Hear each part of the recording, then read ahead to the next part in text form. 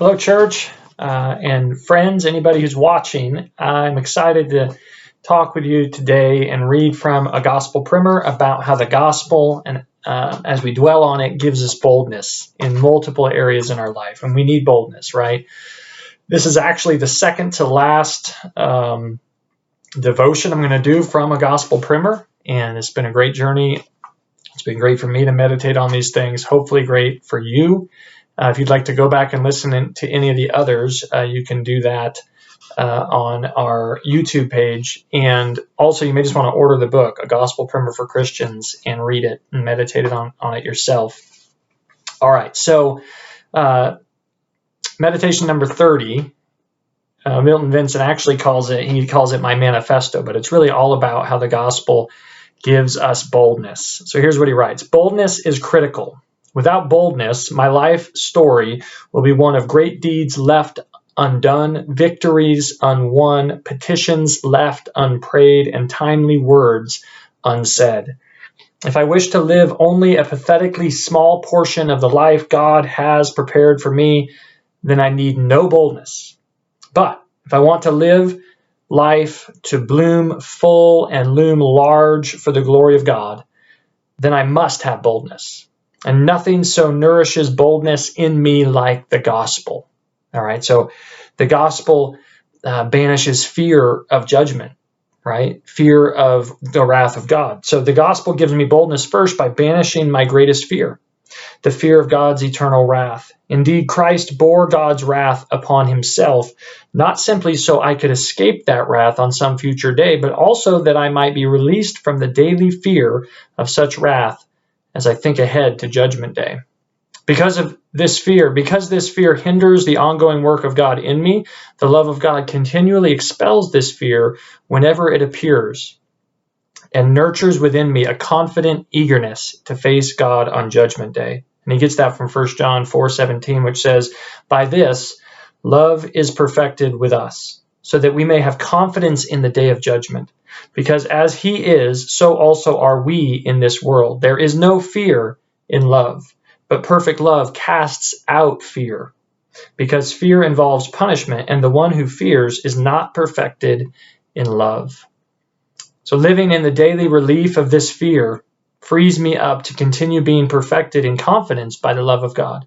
And it also serves to put all other fears, especially the fear of man, into perspective. Remember what Jesus said in Matthew 10, "Do not fear those who kill the body but are unable to kill the soul, but rather fear him who is able to destroy both soul and body in hell."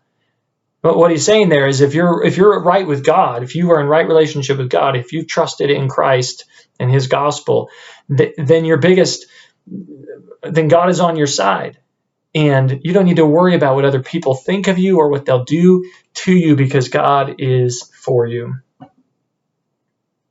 The gospel also gives us boldness for evangelism, for speaking for Christ.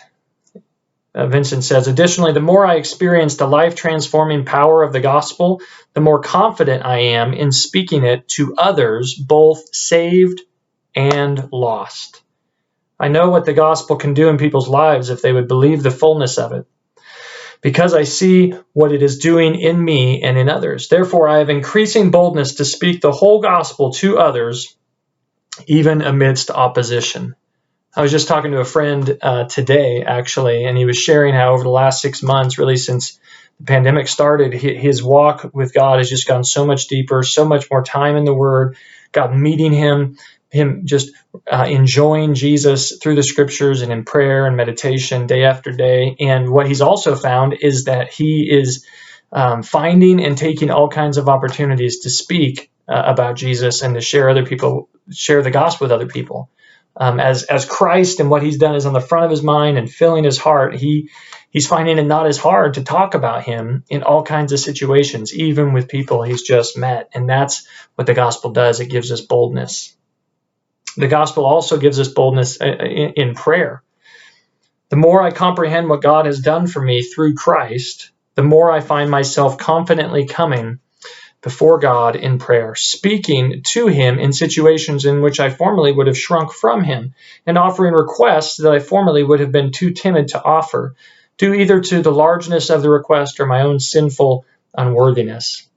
With greater boldness in prayer comes an increased enjoyment of God and the bounty that he gives, due simply to the fact that I was daring enough to ask for what was needed. Dwell on what Christ has done, and it will help you pray. It'll help you come to the throne of God with boldness. And then finally, the gospel gives us joy and boldness in all of life. Preaching the gospel to myself each day nourishes within me a holy brazenness to believe what God says, enjoy what he offers, and do what he commands. Admittedly, I don't deserve to be a child of God, and I don't deserve to be free of sin's guilt and power. I don't deserve the staggering privilege of intimacy with God, nor any other blessing that Christ has purchased for me with his blood. I don't even deserve to be useful to God, but by the grace of God, I am what I am, and I have what I have, and I hereby resolve not to let any portion of God's grace prove vain in me.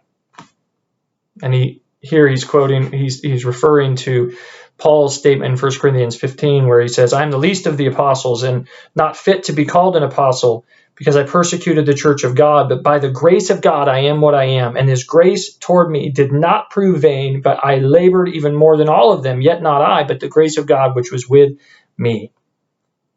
And to the degree that I failed to live up to this resolve, I will boldly take for myself the forgiveness that God says is mine and continue walking in his grace. This is my manifesto, my daily resolve, and may God be glorified by this confidence that I place in him.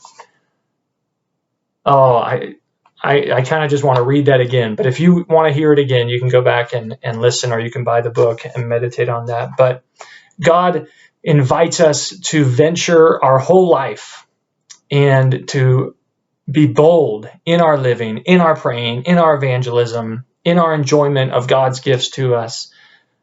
And the only way we're going to experience all of that is by riveting our minds on God, on what he's done for us in Christ, and all of his precious promises.